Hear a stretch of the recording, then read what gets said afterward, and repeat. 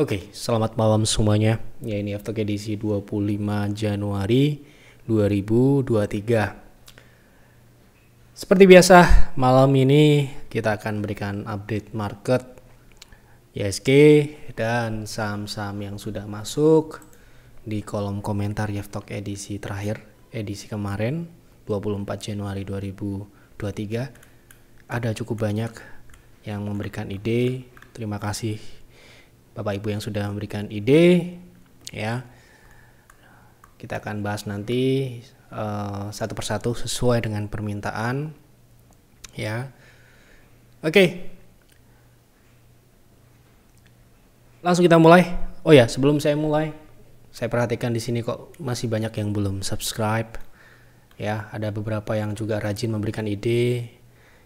Ya, silahkan subscribe apabila belum, dan juga apabila Anda merasa Aftok ini bermanfaat, ya, klik like, ya, supaya saya senang melihatnya. Oh, ternyata Aftok ini bermanfaat, ya. Oke, langsung kita mulai dari IHSG terlebih dahulu. Hari ini IHSG ternyata masih melemah, dan pelemahan hari ini saya lihat memang masih dalam pelemahan yang wajar, ya. Artinya pelemahan yang terjadi ini belum sempurna. Dalam artian membalikkan tren pullbacknya ini. Tren pullback ya, ini tren naik, ya. Ini tren naik tapi di dalam tren turun besarnya ini, ya. Yang ini berarti ya sebagai tanda juga menunjukkan apa yang sudah saya beritahu kemarin di Aftok sebelumnya. Ketika IHSG sudah mencapai TP yaitu di 6.800-an sampai dengan 6.900 bahkan, berarti itu adalah area untuk jualan. Secara umum, kita tidak trading IHSG, tapi secara umum seperti itu. Jadi ya masih ada kesempatan, ya, masih ada peluang untuk kita memperbaiki kondisi portofolio, untuk meningkatkan cash on hand, untuk memperbaiki posisi-posisi yang kemarin bisa dikatakan terdampak oleh penurunan dan saat ini diberikan kesempatan naik, gitu ya. Mungkin memang tidak semua saham, ya, jelas itu, ya, tetapi secara umum seperti itu kondisinya, karena indeks ini lagi-lagi akan menentukan strategi di dalam portofolio kita secara umum, ya. Kalau IHSG seperti ini kita harus apa, kalau IHSG seperti itu kita harus apa, gitu, ya.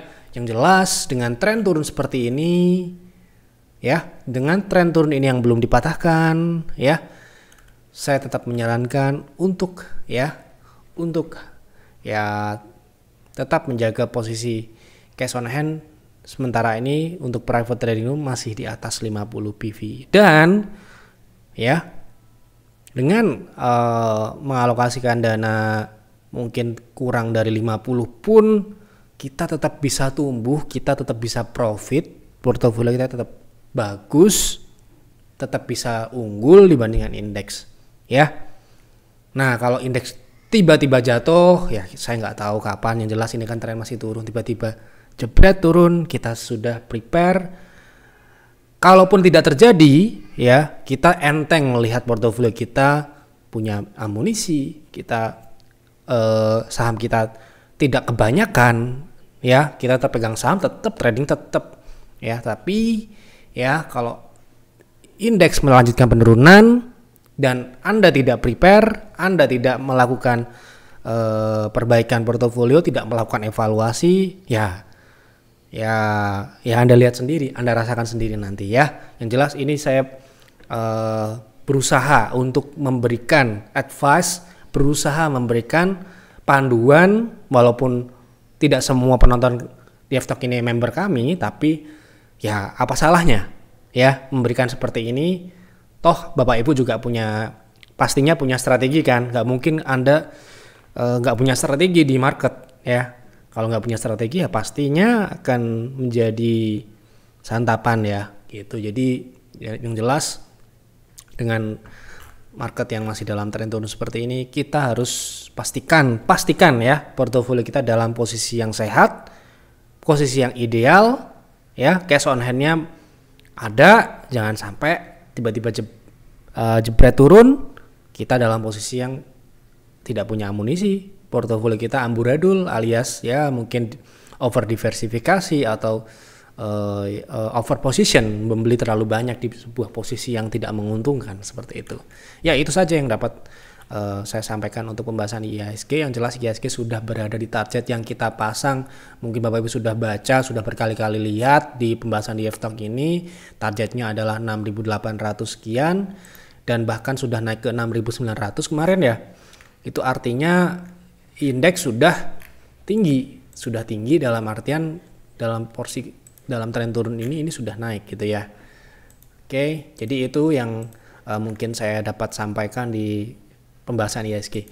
Kita akan lanjut ke pembahasan saham ya. Kita ambil dari yang paling pertama.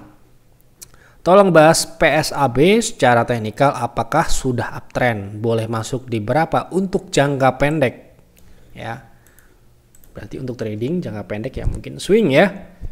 Nah, apakah swingnya sudah, momentumnya sudah lewat? Sebenarnya kalau swing ya, kalau saya tidak melihat tren ya, mau itu downtrend, mau itu uptrend, selama ruang upside atau ruang swingnya cukup untuk kita tradingkan ya nggak apa-apa. Nah, pertanyaan yang pertama, apakah ini sudah mulai uptrend? Menurut saya sudah mulai uptrend. Pertama ya, PSAB ini sudah mulai uptrend sudah sejak awal Januari kemarin. Kemudian dia terakselerasi naiknya setelah dia membreakout resist kuat 130. Apa yang disebut resist kuat? Sedikit edukasi ya. Resist yang diuji berkali-kali sebanyak 1, 2, 3 dan keempat diikuti dengan volume yang seperti ini. Hal yang wajar ya bagi Bapak Ibu yang mungkin sudah memiliki sistem, sudah memiliki otomatisasi di dalam trading, ya otomatis akan tertembak secara otomatis kan, seperti itu. Ya, itu yang sudah dilakukan mungkin oleh big fund. Kalau misalkan ada lihat sesuatu pergerakan yang itu sudah confirm, ya kemungkinan besar akan ada lonjakan transaksi gitu ya. Dan sekarang ini untuk momentum swing untuk PSAB saya rasa sudah lewat untuk swing ya. Nah, maka dari itu sekarang ini sudah masuk ke fase koreksi. Koreksi ini mungkin berada di resist kuat yang sebelumnya adalah resist yang sekarang ini bertindak sebagai support. Dan untuk swing mungkin masih bisa kalau Anda lihat koreksi yang terjadi, Anda lihat baik-baik ini koreksinya tidak diikuti dengan volume yang sebesar dengan kenaikan. Artinya ini adalah fase retest atau fase koreksi wajar. Nah, kapan kita akan melakukan trading lagi? Ketika saham ini sudah mulai ada rebound atau sudah memvalidasi sebuah support baru. Kenapa support baru? Kan ini adalah sebelumnya adalah resist. Belum tentu ini menjadi support, belum tentu. Tapi ini akan diuji terlebih dahulu.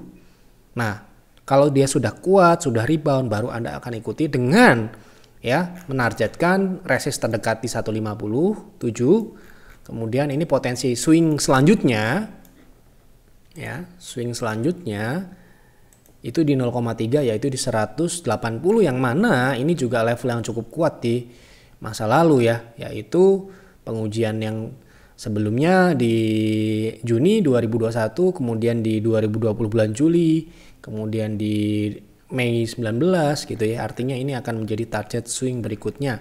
Kalau misalkan Anda tunggu rebound, misalkan dia rebound dari titik hari ini, Anda ambil misalkan 130-an, potensi upside 15%, risknya hanya 5%. Kemudian kalau misalkan Anda pasang di TP 0,3 itu di 180-an, yaitu di 33%. Artinya jangan terburu-buru dulu, ini tunggu dia memang apakah dia akan mantul dari support 130 ini atau di EMA 60 ini. Karena di sini ada sepertinya ada sebuah gap kecil, saya lihat dulu.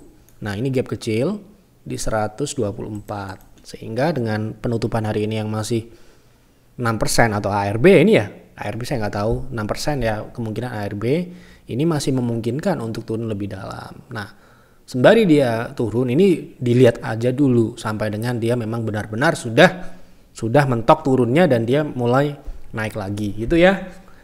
Jadi kalau trading itu jangan sampai Anda usahakan, kalau Anda pemula jangan sampai Anda menangkap pisau jatuh ya.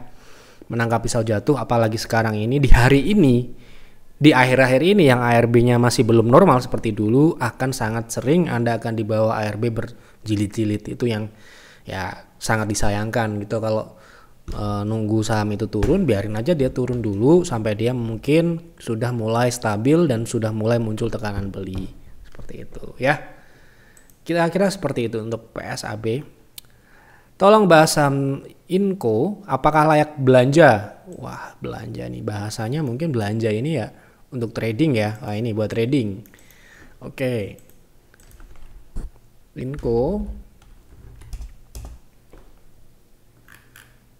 Inco saat ini sedang menguji 75 ya, resist kuat ini.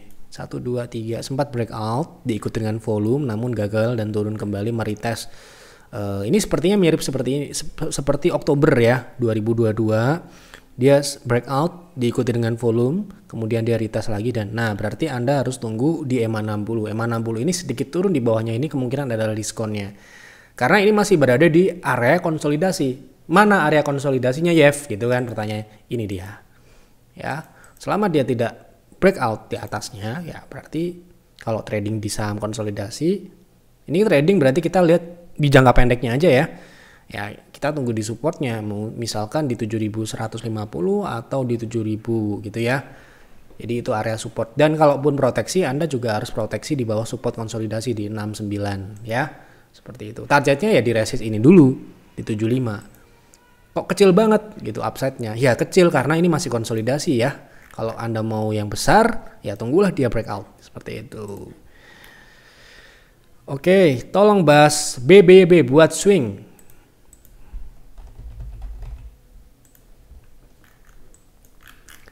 Oke, untuk Bang Yuda, Newcomers ya sekarang namanya. Kalau untuk trading sekarang ini oke ya, karena terakhir meskipun ini saya lihat ini masih akan dalam tren turun ya, belum ada reversal. Kalau kita lihat di sini cenderung dia baru saja menguji resist 750 ya, dan kebetulan itu adalah EMA ya, yang mana kalau ditembus berarti ada potensi lanjutan dengan volume yang cukup meyakinkan hari ini. Harusnya ini ada potensi lanjut. Nah, keberapakah potensinya ini yang kita harus lihat ya, karena ini adalah tujuannya untuk swing aja. Nah, ini adalah resist terdekatnya itu sekitar, sebentar ini ada lagi di 820-an, itu 9 sampai dengan paling tidak di 17% atau di 885 dengan proteksi ketat di bawah 700 ya. Gitu. Jadi bisa. Oke, AMRT apa tren naiknya sudah berakhir?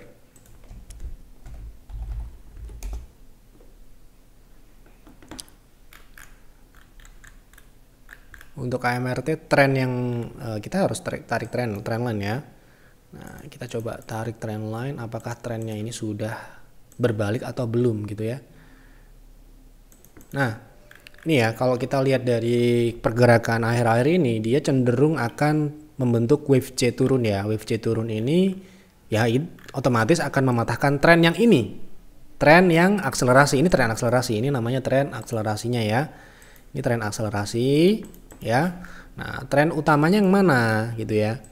Nah, ini adalah tren utamanya. Tren utamanya kita bisa lihat di EMA 60 ini, atau ini juga bisa. Artinya ini cukup jauh kalau dia turun ke sini ya. Cukup jauh. Nah, wave C-nya idealnya ya. Wave C itu kalau turun setidak-tidaknya adalah di dekat atau sama dengan wave A. Ya. Wave A koreksi ya. Ini wave koreksi. Itu di sini. Nah, ini akan bisa membentuk wave C seperti ini. Wave C-nya ini kurang lebih ya, paling tidak ya, atau minimal itu di 2330 ya. Nah, kalau pertanyaannya adalah trennya apakah sudah patah tren? Memang belum terkonfirmasi sempurna ya, tapi kalau dia membentuk wave C sudah dipastikan ya tren patahnya ini turun. Tren naiknya ini sudah dipatahkan atau berubah menjadi tren koreksi turun jangka pendek ya. Nah, gitu ya. Jadi kalau kita pertanyaannya mungkin untuk tren yang mana gitu ya, tren jangka panjang atau kita lihat tren jangka pendek. Ini tren akselerasi ya, yang memang sudah cukup tinggi kenaikannya. Jadi sangatlah wajar apabila terjadi sebuah fase koreksi ya, seperti yang sebelum-sebelumnya ya. Setelah akselerasi kemudian dia istirahat dulu. Nah, ini istirahatnya biasanya akan mencari support baru, support jangka panjang ya, support jangka panjang. Dan support jangka panjang ini paling tidak di 23 atau 2300, atau kita juga bisa estimasikan dengan Fibo. Ini kebetulan di 23 ini adalah 2300 ini adalah 0,3 target retrace idealnya. Kemudian kalau best price-nya itu berada di 1800. Jadi bisa dia turun di bawah EMA 60 tapi masih di dalam tren naik jangka panjang. Kira-kira begitu Pak Adidit ya. Mohon analisa PBRX baik fundamental ataupun teknikal untuk invest jangka menengah.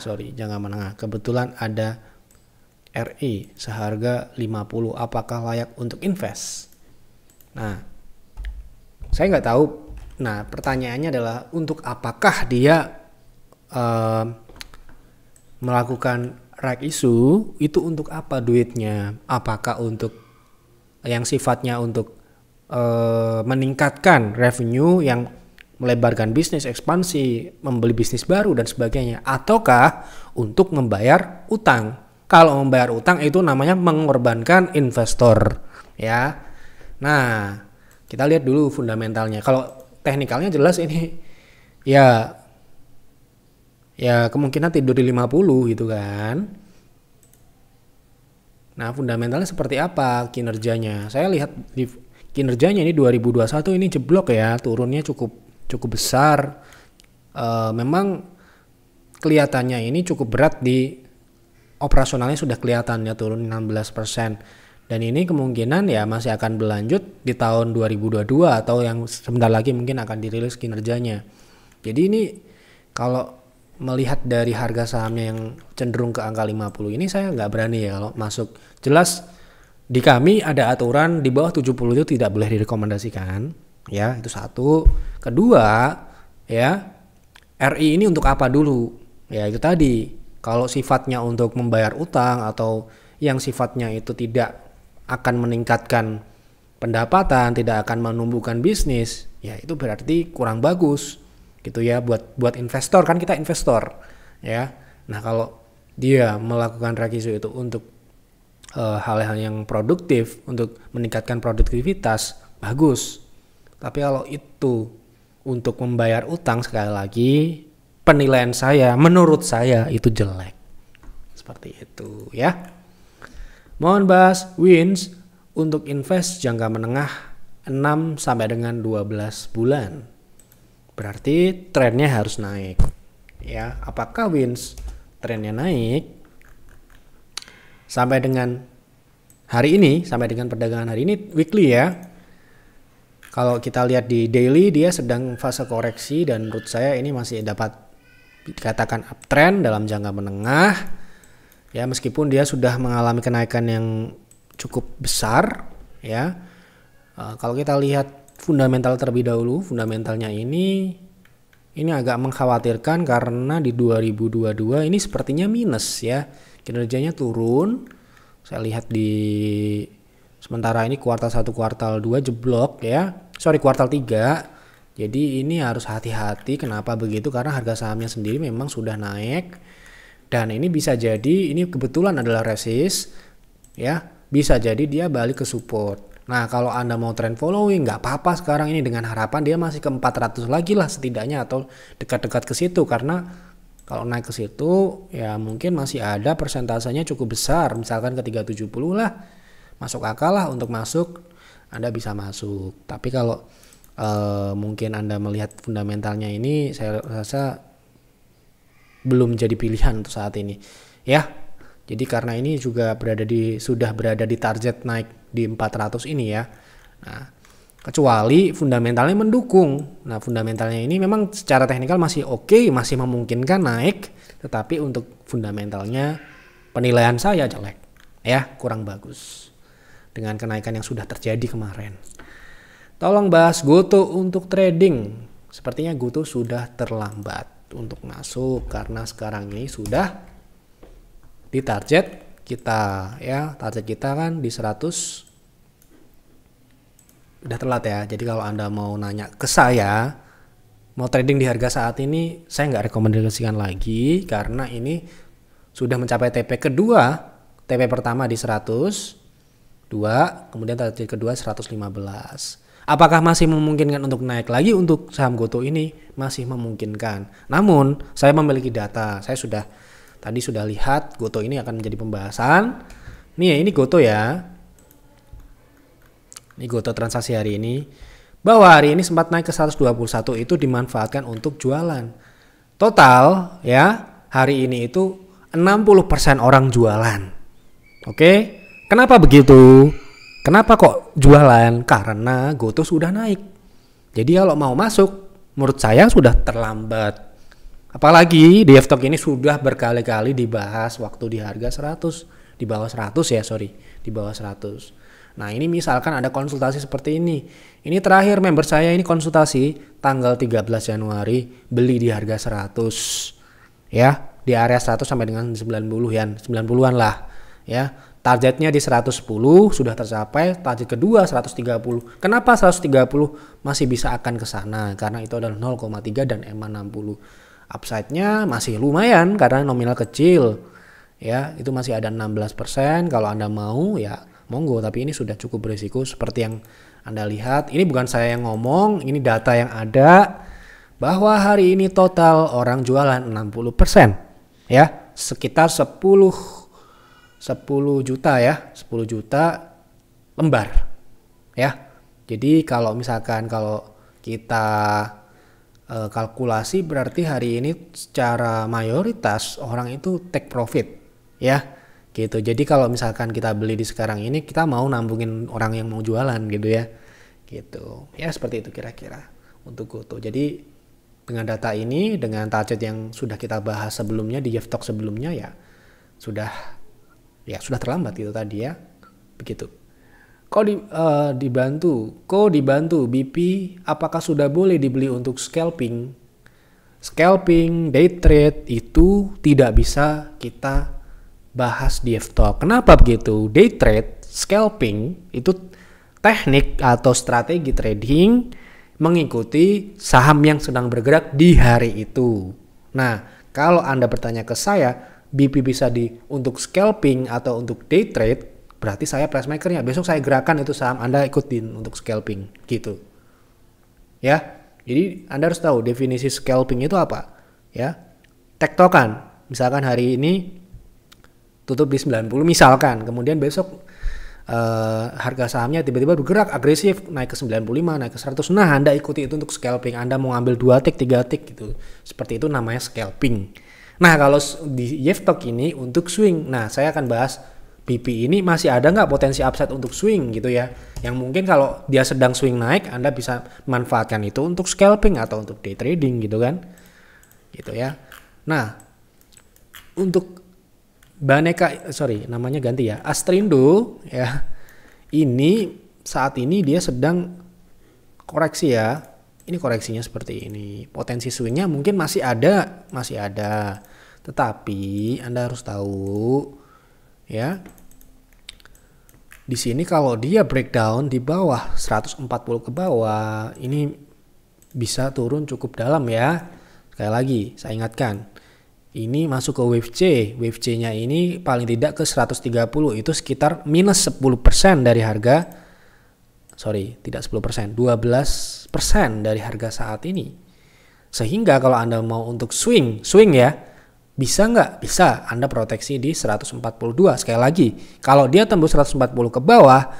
Arahnya ke bawah 130. Dan bisa lebih rendah. Karena itu adalah target paling tidak atau target minimalnya ya.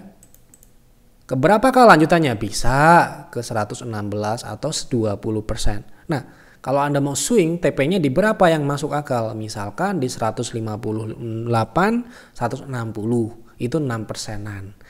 Ya, worth it atau tidak, lagi-lagi masing-masing. Kalau Anda mau tektokan atau scalping itu kan biasanya kan nyarinya kan 2%, 3% ya. Ya mungkin bisa-bisa aja. Tapi kalau kami swing minimal upside-nya harus di atas 10% kan? Anda perhatikan rekomendasi di PTR ya. TP pasti ada TP2 mesti di atas 10%. Itu udah aturan. Kalau enggak memenuhi itu ya enggak direkomendasikan. Seperti itu. Karena kan namanya juga apa namanya? Kita juga nggak akan beli banyak-banyak saham kan, kalau paling maksimal 6 ya. Kalau nggak memenuhi syarat ya nggak udah dieliminasi aja, meskipun dia bisa naik bisa. Seperti BP ini bisa naik nggak? Bisa, naik paling 6%. Secara teknikal seperti itu saya lihat ya. Oke. Lanjut, saham BOS apakah sudah masuk kategori trend follower? Teknikalnya bisa naik ke harga berapa? Berarti harus uptrend ya. BOSS harusnya masih uptrend. BOSS ini terakhir kita trading juga ya, kebetulan profit juga tepat ya. Ya kita syukurilah bulan ini sudah di atas 3%, artinya kinerja kita jauh ya dari IHSG. Jadi ya salah satunya BOS ini yang naik ya, NICL, BOSS ya. Artinya di saat indeks nggak mendukung, masih ada kok saham yang naik seperti BOSS ini. Kita lihat targetnya ya, semoga kelihatan. Ini saya tunjukkan supaya kita tahu. Nah ini ya, kita terakhir trading di, nggak kelihatan ya, di 92 kita beli. Ini tanggal berapa ini? Kita beli tanggal 17 kemarin. Sekarang ini harga 108. Saya cek TP2 itu di 108. Nah di harga hari ini adalah target kedua kita. Apakah saham ini cocok untuk trend following? Menurut saya tidak. Untuk swing. Kenapa begitu? Anda lihat ya polanya. Ya, sekali swing naik kemudian turun. Jadi kurang cocok. Ya. Seperti ini. Ini adalah tipikal swing. Agresif. Ya. Nih. Ketika naik ataupun ketika turun. Jadi tidak semua saham uptrend itu untuk trend following ya. Sekali lagi, ada yang tipikal seperti ini untuk swing. Swing itu apa? Ayunan naik. Kemudian setelah ayunan naik itu selesai, dia akan turun lagi seperti ini. Nah, kalau Anda trend following, misalkan saya coba simulasikan, Anda beli misalkan di tanggal ini yang sudah terjadi ya. Misalkan Anda beli ketika dia turun di 74, kemudian dia sudah naik nih ke 92, nggak Anda jual, dia turun lagi ke 84. Nah, seperti itu. Jadi ruang naiknya itu lebar dan dia cukup agresif bergerak naik dan turunnya. Nah, itu tidak cocok untuk trend following. Ya, trend following itu yang naiknya panjang, pelan-pelan tapi biasanya. Tidak yang agresif tiba-tiba naik arah dan sebagainya, itu biasanya cocok untuk swing trade, fast trade, day trade dan sebagainya. Tapi kalau sahamnya pelan, naik 2 poin, turun 1 poin, naik lagi 2%, turun 1%, terus yang jelas dia arahnya naik, nah itu untuk trend following. Jadi seperti itu. Nah ini berlaku ya waktu kita melakukan screening dalam kita mencari saham itu, kita harus tahu, oh saham ini uptrend, tapi kan tidak semua saham itu ideal untuk trend following. Trend following itu Anda beli, udah habis itu liatin aja trennya, tren masih naik di hold. Seperti itu. Nah kalau seperti ini Anda kan ya floating profit Anda hilang gitu ya. Nggak hilang ya, berkurangnya cukup banyak. Kalau Anda beli di 60 atau 70 misalkan, kemudian dia naik ke 100, Anda nggak jual, 48% kan lumayan ya.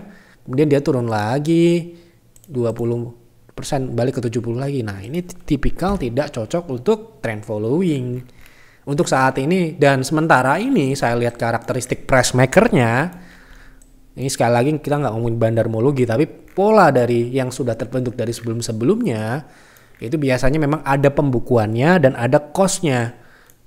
Namanya emiten, dia sudah memiliki price maker dan dia sudah dianggarkan cara pencatatan jual dan belinya. Nah polanya memang seperti ini ya, menurut pengalaman saya ya, gitu, seperti itu.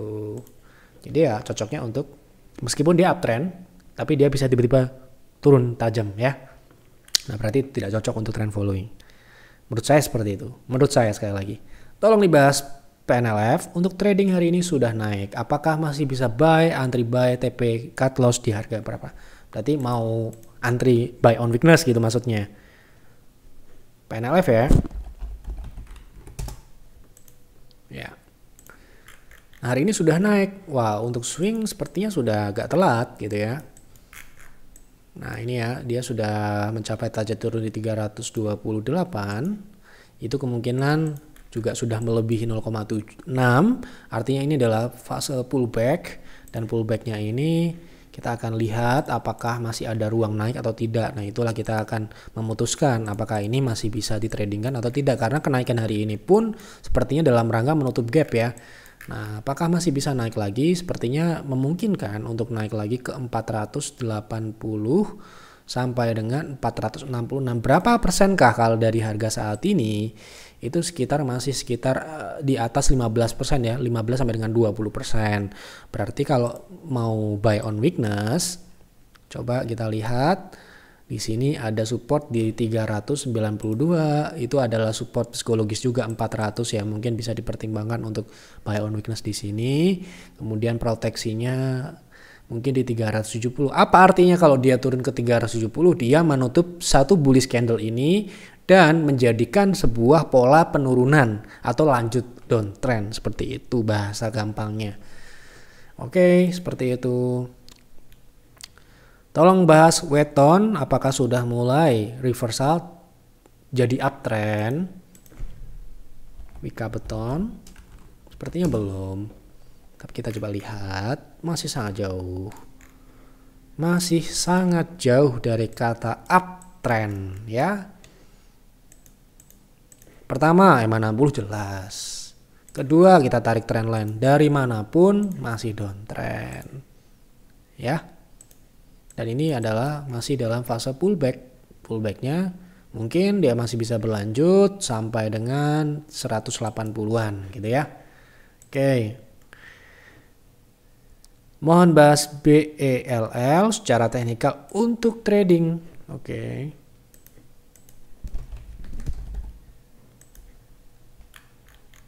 Sementara ini BELL masih konsolidasi ya, kalau saya mungkin akan tunggu dia keluar dari konsolidasi dulu di atas 163 ya, seperti itu. Tolong dibahas technical fundamental ASLC, berarti untuk invest kita akan menggunakan technical jangka panjang ya, langsung menggunakan monthly atau weekly. Ini jelas saham baru dan downtrend ya, teknikalnya nggak mendukung untuk jangka panjang dan juga fundamentalnya jeblok. Ini baru IPO dan setelah IPO sekali lagi mungkin kemarin-kemarin sudah ada yang nonton dan sudah tahu ya, kalau Anda melihat saham IPO prospektus bagus tapi setelah IPO jeblok, Anda harus bertanya-tanya ya. Nah ini salah satunya Autopedia sukses ini kalau nggak salah Asa ya, anaknya Asa kalau nggak salah ya, saya juga lupa ya. Ini minus ya, minus dari operasionalnya sudah minus ya, sangat aneh. Dari kinerja yang bagus sekali kemudian tiba-tiba jeblok seperti ini. Padahal revenue-nya naik signifikan. Operasionalnya jeblok 120-an. Ya ini berarti nggak masuk untuk invest. Masih banyak yang lain. Kalau HMSP Pak kemarin ikutan beli PTR di 845 bisa ke berapa TP2? Sebentar saya cek, kemarin PTR beli di 850 berapa ya? Nah ini ya. Oke. Nah ini TP-nya kelihatan nggak? Hari ini di TP1 ya, MSP di 900 kita beli kemarin ya. Ini kemarin kita beli. Alhamdulillah hari ini naik, walaupun indeks jeblok masih ada saham yang naik dan ini kebetulan juga blue chip ya.